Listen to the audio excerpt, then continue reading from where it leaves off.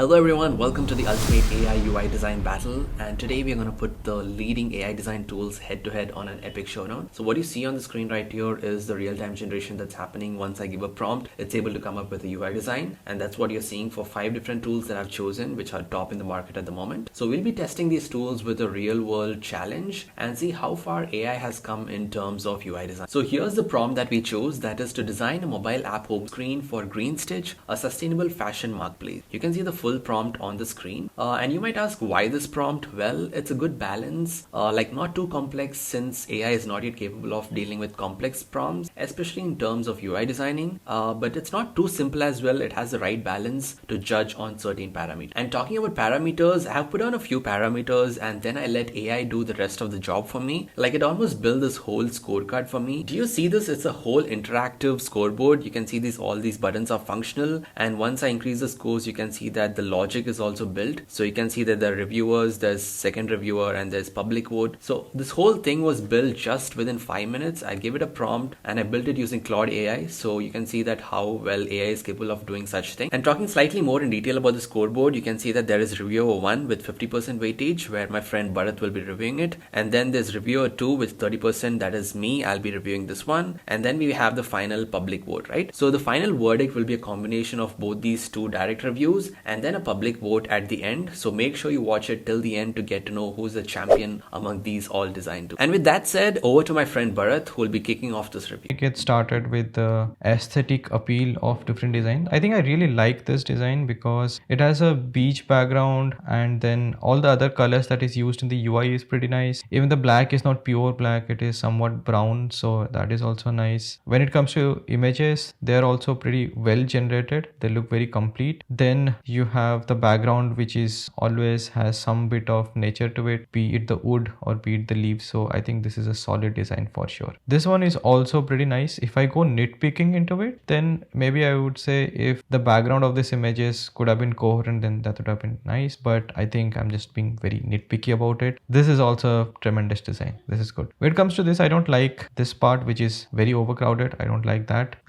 When it comes to this part also, I don't like the overcrowding. I don't like the usage of randomly so many circles. Even these images are also not done well, so not very appealing to me. I think this is so far the worst one. This one looks okay, just that when it comes to modern design, this part doesn't look that great. So I'll reserve my last second position for this perhaps, because this still seems to be worse than this. This has tried to be a little more modern. If we could actually manipulate some items which are bold and black, I think we would be able to get a decent output out of it. This, in terms of being modern, is definitely there. It's super minimalistic and I think they have done a decent job. It's just that it does not have enough element to call it any particular theme because it's just so modern. So yeah, I think this is also fine. If I go to rating, I think this will be 20, this will be also 20, this can be 5, this can be 10, this can be 15. Alright, now let me look at design intelligence, which is around layout, visual hierarchy, element spacing, typography, and so on. I think this is very professionally made. There is hardly anything to complain, to be honest. So I think this scores really well. I think even the spacing and the choice of illustrations, or rather icons here, is pretty good. So I think this is a solid design. This is also good. It's just that this part should have been extended here. I think the icons are also pretty small. This is a bit off. So I think otherwise it still is fine. This is so far in terms of consistency is fine. Yeah, I think this is pretty much okay. It has done a decent job. When it comes to this design, art card, shop now, I think this is a problem for sure. Visual hierarchy, okay, I think, I don't know, I mean, this seems a bit off, like they have just randomly wrote something, and this strike off is also not very evident. Oh my god, what has happened here? This is definitely not acceptable. This is like really bad. Can't really, save this. Okay, let's see this one. This one looks actually sleek. There is nothing wrong with it. Again, very plain vanilla and pretty well done. I think this and this are going to be the top scorer. Everything else we are going to figure out. This one was just okay. Cool. Let's look at feature integration next. Feature integration, which means we have to look at whether it has search, navigation, product showcase, and so on. When I look at this design, I think it has all of it. It has the search. It does not have a navigation as such, but it definitely has two set of items, which is this scroll and this long list. This has a navigation, this has a search, this has all these categories, so that's nice. I like this integration as well, so more points to this. Alright, now let's look at this one. This does not have a search here, but it has a search here. This has a search here, so it's a bit inconsistent, but at least search is there. Here there is search, here there is search, but then the way it is showed is a little off. I don't know what search does here. Navigation, okay, categories are there, that's good. So it also has all of it. This has, in terms of navigation, men and women. Again, they have gone super minimal. They have a search. So I mean, when it comes to checking the box, it actually checks all the boxes. I think this would score the max because it has everything plus they are creative. All right, now let's look at dark mode implementation. So we have dark mode and no dark mode here. I think this is a pretty good dark mode. I would have just liked if the background was a little more visible here. I would have also liked if this would have also gone to dark mode, but it's okay if it is not. Otherwise, this is pretty good, pretty solid. This is also good. It's just that in dark mode it changed this image, so I'm not sure how this image would have looked here. And even the image dimension has changed, so that's one red flag. This element has basically changed, so that's a red flag again. All of this has actually changed. All the content has changed, so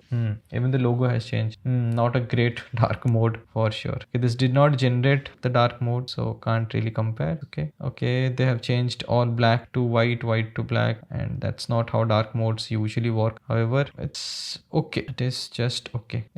This one also has done a very good job, other than the fact that they have changed all the items. But okay, let's rate them then. Give them a 10. Right. Alright, that's all of my scores. Over to you now, Zofin. Hey, thanks Bharat for the detailed analysis. It was really insightful. I kind of agree with all the points which Bharat has raised in terms of UI design right here. And with that, we have the final scores for round 1. As you can see, tool 1 is leading, so this is Bharat's scores. And then we have tool 3 and tool 5 with equal points. And then we have slightly lagging behind tool 3 and tool 4. Alright, I think now it's a good time to reveal the tools and then we can go ahead with the rest of the process. And you can see the tools right here on which I was playing around with. So the first one, as you can see, this was from Figma using the Figma AI. The second one was from Creati, and this is the Creati's AI UI generator. And then we have Motif, so this was from Motif AI. And then this is UIZard, where I was able to generate these. And finally Galileo AI, and this was from Galileo AI as well. And with that said, let's move on to the scorecard and let me add my round of ratings as well, right? So I won't be stressing much on these 4 parameters which are already covered by Bharat, and I agree with most of the points that he has raised. I'll be focusing more on the speed part and the customization flexibility. Speed and customization is something which Bharat couldn't experience because I've just given him the outputs and he just purely rated it based on the outputs. But since I know the speed in which it was generated and also how well you can customize things, I'll be focusing more on these points, right? And in terms of speed, it's more like an objective thing. Let me jump back to FigJam file, and here you can see, right, I'll also play it on the screen. What you see right now is the speed of generation, and based on this, it's very clear that Motif was the winner here. It was able to generate these 2 outputs within 55 seconds. And then we have the second online, we have Galileo AI, then we have Figma, and then we have UIZard, and then Creati, right? So in terms of speed, Motif is the clear winner here, and then rest of the things are very much close to each other, but Creati was way far ahead, taking 2 minutes and 22 seconds. But based on this, I'll just give my scoring. So moving back to the scoreboard, so Motif will have the highest, that is 10, and the rest of the tools would get 5 each, which is slightly behind, and probably I'll leave Creati at 0 because it was the slowest among all. And these rest of the parameters, I'll just fill it myself. I'll just probably fast forward this part. Alright, I've given the scores for those parameters. Now moving on to customization. So talking about customization, let me just move here and see what are the parameters. So customization flexibility is about editing capability. So once you have done giving your prompt and you got the output, it's about how well you can edit it, and then doing style adjustments and also element manipulation, right? So in those terms, coming to Figma, once you generate your UI with the prompt, you're able to change things like corner radius, move the spacing, change typography, change the color, give it any custom color that you want, and you can also switch to dark mode, which you already saw. And also in terms of element manipulation, you're able to manipulate elements here basically, but this didn't work that great. I tried it. So if I move back to Figma here, I gave it a prompt prompt to add a carousel at the top, and what I ended up getting is something like this. It did add a carousel, but you can see that there's an extra top bar here, which is not needed because I already have a top bar and the navigation stuff going on here, and it kind of moved the search below. So in terms of that, it was not that great, but further on the prompts worked well. So overall, in terms of that, I would give Figma a 10. Then moving on to the next one, which is Creaty.